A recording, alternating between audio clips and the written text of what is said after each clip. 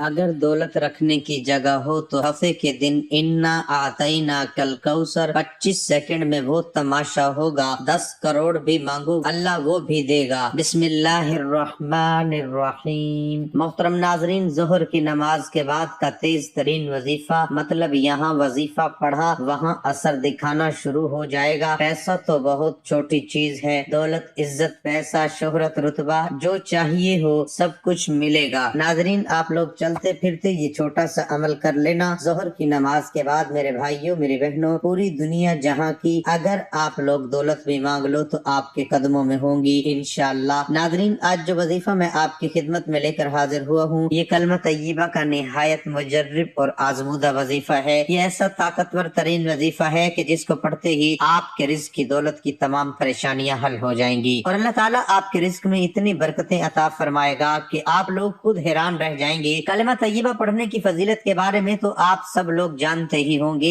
اس کو پڑھنے کے کتنے زیادہ اجر و ثواب ہیں۔ قرآن و حدیث میں بھی اس کے بہت زیادہ فضائل بیان کیے گئے ہیں۔ کلمہ شہادت اسلام کی بنیاد ہے اور یہ کلمہ اسلام کی کنجی ہے۔ کلمہ شہادت اسلام کا پہلا رکن ہے اور یہ ارکان ایمان کا بھی پہلا رکن ہے۔ کلمہ طیبہ میں 2 باتوں کا اقرار ہے کہ اللہ تعالیٰ کے علاوہ کوئی معبود برحق نہیں اور محمد صلی اللہ علیہ وآلہ وسلم اس کے رسول ہیں۔ لا الہ الا اللہ محمد الرسول اللہ، اللہ تعالیٰ کے علاوہ کوئی معبود برحق نہیں اور محمد صلی اللہ علیہ وآلہ وسلم اللہ کے رسول ہیں۔ حضرت ابو ہریرہ رضی اللہ تعالیٰ عنہ سے روایت ہے کہ عرض کیا گیا، یا رسول اللہ، قیامت کے روز آپ کی شفاعت کا سب سے زیادہ مستحق کون ہوگا؟ آپ صلی اللہ علیہ وآلہ وسلم نے فرمایا، ابو ہریرہ، میرا گمان یہی تھا کہ اس بارے میں تم سے پہلے مجھ سے کوئی نہ پوچھے گا، کیونکہ میں دیکھتا ہوں کہ تم حدیث پر بہت حریص ہو۔ قیامت کے روز میری شفاعت حاصل کرنے میں سب سے زیادہ خوش نصیب شخص وہ ہوگا جس نے خلوص دل و جان سے لا الہ الا اللہ محمد الرسول اللہ پڑھا ہوگا۔ حضرت انس رضی اللہ عنہ سے روایت ہے کہ حضور نبی اکرم صلی اللہ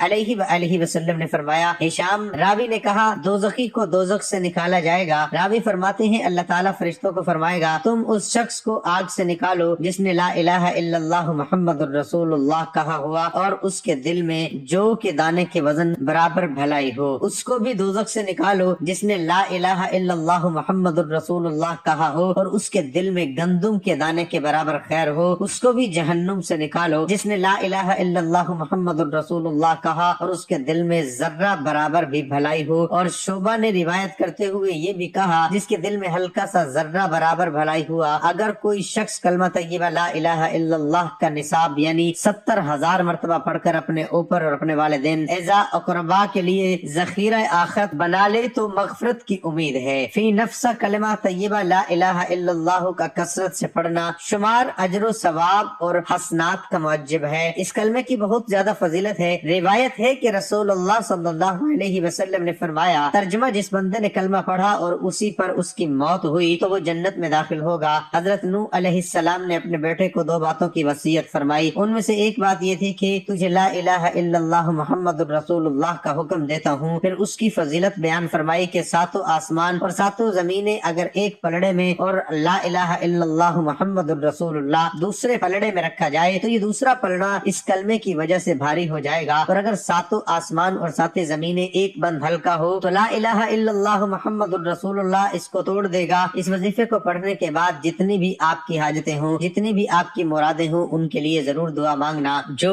اللہ تعالیٰ پر توکل کرتا ہے اللہ تعالیٰ اس کو کافی ہو جاتا ہے، بشرط یہ کہ سچے دل سے توکل کی اصلی مفہوم کو سمجھ کر صدق دل سے قدم رکھنے والا ہو اور صبر کرنے والا اور مستقل مزاج ہو، مشکلات سے ڈر کر پیچھے نہ ہٹ جاوے۔ انسان کو چاہیے کہ تقوی کو ہاتھ سے نہ دیوے اور خدا تعالیٰ پر بھروسہ رکھے تو پھر اسے کسی قسم کی تکلیف نہیں ہو سکتی۔ خدا تعالیٰ پر بھروسہ کے یہ معنی نہیں ہے کہ انسان تدبیر کو ہاتھ سے چھوڑ دے، بلکہ یہ معنی ہے کہ تدبیر پوری کر کے پھر انجام کو خدا تعالیٰ پر چھوڑے، اس کا نام توکل ہے۔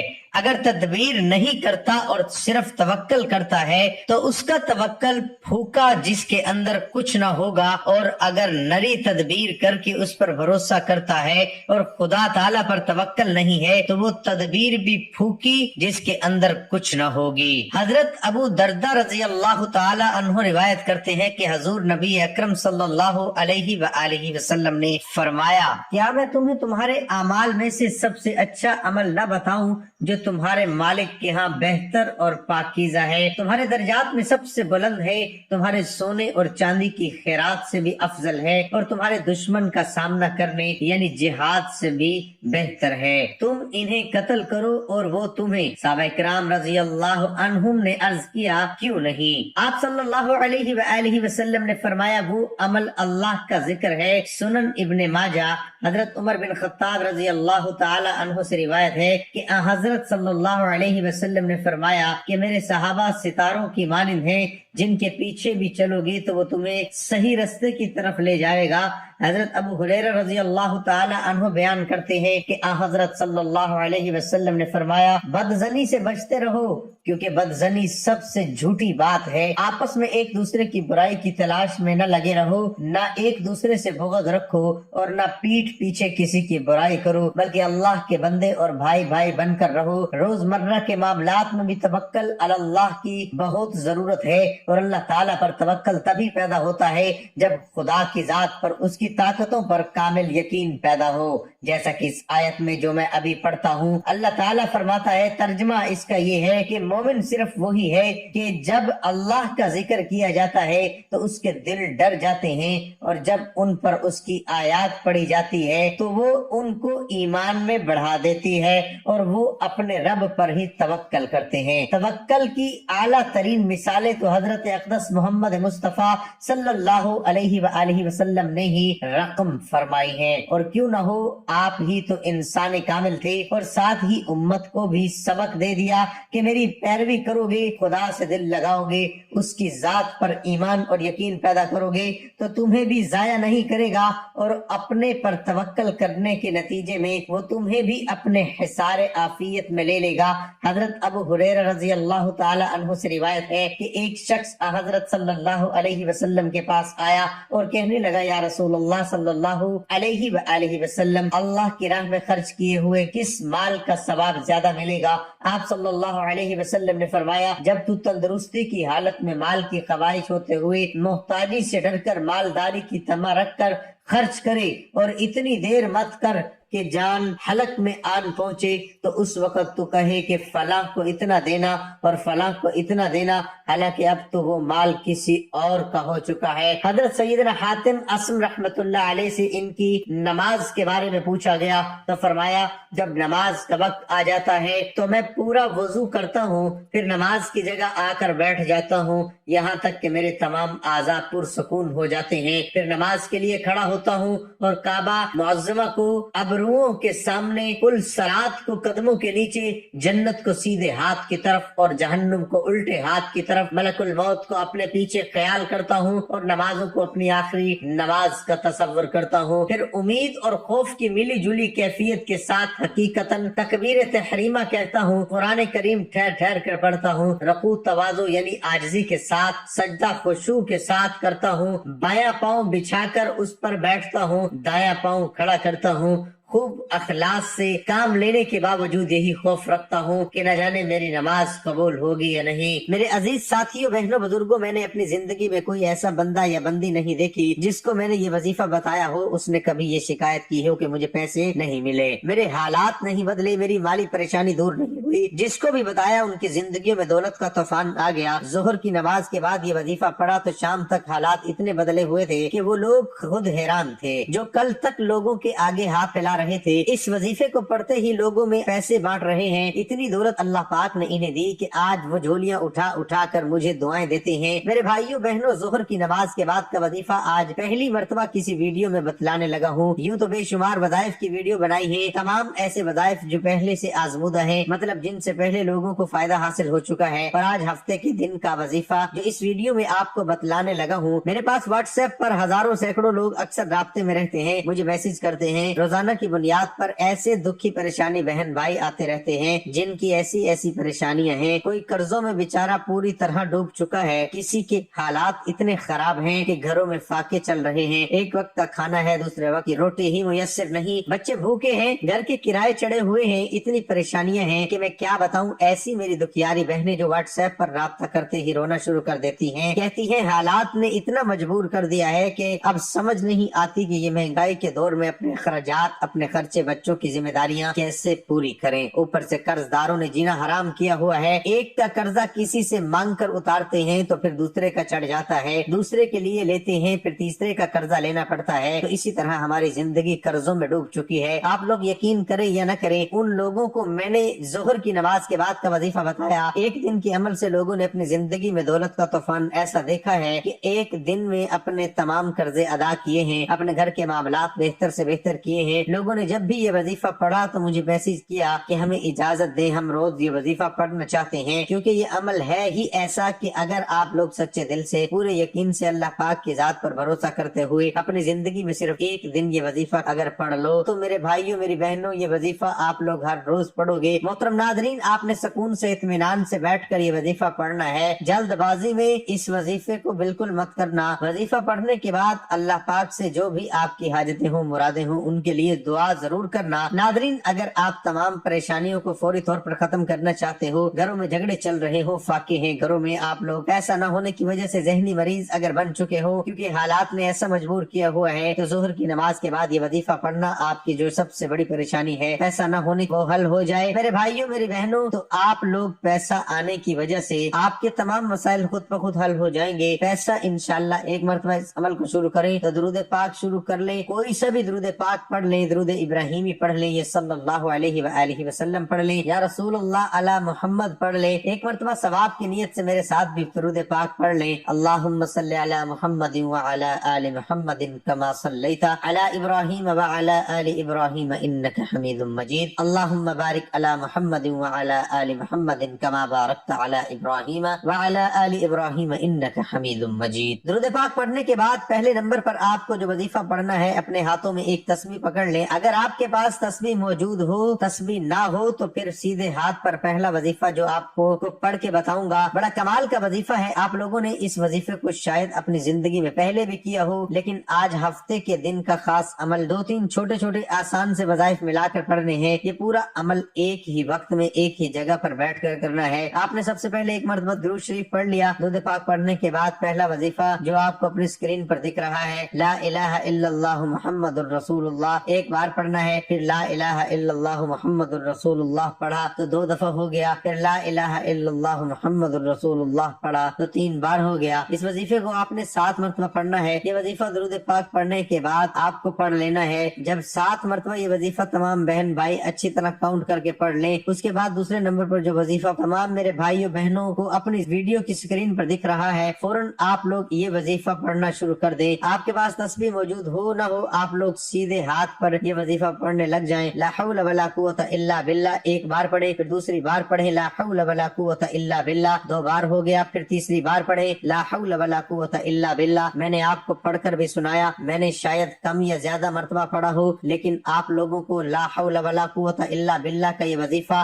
صرف اور صرف 21 مرتبہ اچھی طرح گنتی کر کے پڑھنا ہے، نہ ہی ایک کم ہو نہ ہی ایک زیادہ ہو۔ وظائف آپ نے پڑھ لیے، تیسرا اور آخری وظیفہ کون سا پڑھنا ہے یہ سمجھ لیں، کتنی بار پڑھنا ہے یہ بھی سمجھ لیں، اور اسے پڑھنے کے بعد آخر میں کیا کرنا ہے، آخری وظیفہ پڑھیں سورۃ کوثر۔ سب سے آخر میں تمام بھائیوں بہنوں دوستوں بزرگوں کو 41 مرتبہ سورۃ کوثر پڑھ لینی ہے۔ انا اعطیناک الکوثر فصل لربک وانحر ان شانئک هو الابتر۔ 41 مرتبہ جیسے ہی آپ لوگ سورۃ کوثر پڑھ لیں تو اس کے بعد تمام بھائیوں بہنوں بزرگوں کو کرنا یہ ہے کہ ایک مرتبہ آپ لوگ درود پاک پڑھ لیں جو آپ نے صلی اللہ علیہ وآلہ وسلم پڑھا تھا، اور درود پاک پڑھنے کے بعد تمام بہن بھائی دوست احباب جتنی بھی آپ کی حاجتیں ہوں پریشانیاں ہوں اس کے لیے دعا ضرور کیجیے گا۔ امید کرتا ہوں کہ آپ کو آج کے وظیفے کی سمجھ آ گئی ہوگی۔ آپ کی تسلی کے لیے ایک بار پھر سے آپ کو وظیفہ سمجھا دیتا ہوں۔ سب سے پہلے آپ نے درود پاک پڑھنا ہے، اس کے بعد آپ نے لا الہ الا اللہ محمد الرسول اللہ 7 دفعہ پڑھنا ہے، 7 دفعہ پڑھ کے اس کے بعد آپ نے لا حول ولا قوت الا باللہ 21 مرتبہ پڑھنا ہے، اس کے بعد آپ نے سورۃ کوثر 41 دفعہ پڑھنی ہے۔ تو آپ آخر میں وہی درود پاک پڑھیں گی جو شروع میں پڑھا تھا، آپ کا عمل مکمل ہو جائے گا۔ محترم ناظرین، اللہ تعالیٰ کے سامنے اظہار عاجزی انکساری اور سب کچھ اللہ تعالیٰ کے سپرد کرنے کی تعلیمات میں نبی کریم صلی اللہ علیہ وآلہ وسلم کی صحابہ کرام کو کی ہوئی نصیحتیں بھی شامل ہیں کہ صحابہ ان پر دل و جان قولاً اور فعلاً عمل کریں، اٹھتے بیٹھتے اس میں رنگے رہیں۔ آپ نے ابو موسیٰ رضی اللہ تعالیٰ عنہ کو فرمایا تھا کہ تم لا حول ولا قوت الا باللہ، نیکی کرنے کی طاقت اور برائی سے بچنے کی اہمیت اللہ کے بغیر ممکن نہیں کہا کرو، کیونکہ یہ جنت کے خزانوں میں سے ایک خزانہ ہے۔ اس ذکر سے بندے کو یہ یقین محکم ہو جاتا ہے کہ وہ خود یا کوئی اور ایک حالت سے دوسری حالت میں منتقل ہونے کی ذاتی طاقت کے حامل نہیں ہے۔ بندہ اپنا کوئی بھی کام تنہا مکمل نہیں کر سکتا، کسی بھی ہدف کو پانے کے لیے انتہائی مضبوط، بلند و بالا اور عظمت والے ذات باری تعالیٰ کی جانب سے قوت کا ملنا ضروری ہے۔ اس ذکر میں انسان اپنی حقیقی کی کم ادائیگی اور توانائی اپنے پروردگار کے سامنے رکھتا ہے۔ انسان بھی یہ کہتا ہے کہ اسے اپنے غالب اور زبردست خالق کی ہر وقت اور ہر لمحے ضرورت ہوتی ہے۔ جس وقت یہ ذکر انسانی زبان پر جاری ہو تو عین اس وقت دل عظیم الشان ذات کی وحدانیت کا اقرار کر رہا ہوتا ہے کہ اسی سے مدد، کامیابی، تنگی سے نکلنے کا راستہ اور خوشحالی طلب کی جاتی ہے۔ فرمان باری تعالیٰ ہے ان قریب اللہ تعالیٰ مشکل کے بعد آسانی فرما دے گا۔ امام ابن قیم کہتے ہیں مشکلات کا مقابلہ کرنے اور مصیبتیں جھیلنے کے لیے لا حول ولا قوت الا باللہ ذکر کی حیران کر دینے والی اثر انگیز ہے۔ نیز بادشاہوں اور باروب شخصیات کے سامنے جانے اور پرخطر امور میں بھی یہ ذکر مؤثر ہے۔ عوف بن مالک کے بیٹے سالم کو مشرکوں نے قید کر لیا تو وہ نبی کریم صلی اللہ علیہ وسلم کے پاس آئے اور کہا اللہ کے رسول، میرے بیٹے کو دشمنوں نے قید کر لیا اور گھر میں بھی فاقہ کشی ہے۔ اس پر رسول اللہ صلی اللہ علیہ وسلم نے فرمایا آل محمد کے پاس بھی کل شام تک ایک مد دونوں ہاتھوں کے براؤ کے برابر غلہ تھا۔ تقوی الہی اختیار کرو اور صبر سے کام لو اور لا حول ولا قوت الا باللہ کثرت سے کہو۔ ایک روایت میں یہ بھی ہے کہ آپ صلی اللہ علیہ وآلہ وسلم نے انہیں اور ان کے بیٹے کی ماں کو بھی کثرت سے اس کا ذکر کرنے کا حکم دیا۔ اس پر انہوں نے عمل کیا۔ عوف بن مالک رضی اللہ تعالی عنہ اپنے گھر میں ہی تھے کہ ان کا بیٹا واپس آ گیا اور دشمن کو پتہ بھی نہ چلا۔ ساتھ میں وہ دشمن کے اونٹ بھی اپنے والد کے پاس لے آئے۔ ان دنوں ان کی مالی حالت بہت زیادہ پتلی تھی، اس نے باوجود وہ رسول اللہ صلی اللہ علیہ وسلم کے پاس آئے اور بیٹے کے بارے میں خبر بتلائی اور یہ بھی بتلایا کہ وہ ساتھ میں دشمن کے اونٹ لے آیا ہے۔ آپ نے انہیں فرمایا تمہیں اختیار ہے کہ ان کا جو مرضی کرو، جیسے تم اپنے دشمنوں کے ساتھ کرتے تھے۔ اور اس پر یہ آیات نازل ہوئی اور جو اللہ سے ڈرے تو اللہ اس کے لیے نکلنے کا راستہ بنا دیتا ہے اور وہ اسے ایسی جگہ سے رزق عطا فرماتا ہے جہاں سے اسے گمان بھی نہیں ہوتا۔ آخر میں اللہ پاک سے دعا بھی کرتا ہوں، آپ تمام بہن بھائی آمین ضرور کہیے گا۔ میرے پیارے مولا، میرے پیارے اللہ، ہم تمام لوگ جو اس ویڈیو میں شامل ہیں کہ جو بیچارے میرے بہن بھائی نہیں بھی شامل، تمام لوگوں کی تمام پریشانیوں کو میرے مولا دور کر دے، ہمیں غیب سے رزق عطا کر دے۔ میرے مولا ہم گنہگار ہیں، سیاہکار ہیں، بدکار ہیں میرے مولا، لیکن تیرے رحمت کے طلبگار ہیں، ہمارے گناہوں کو معاف کر دے۔ میرے مولا ہم سے راضی ہو جا،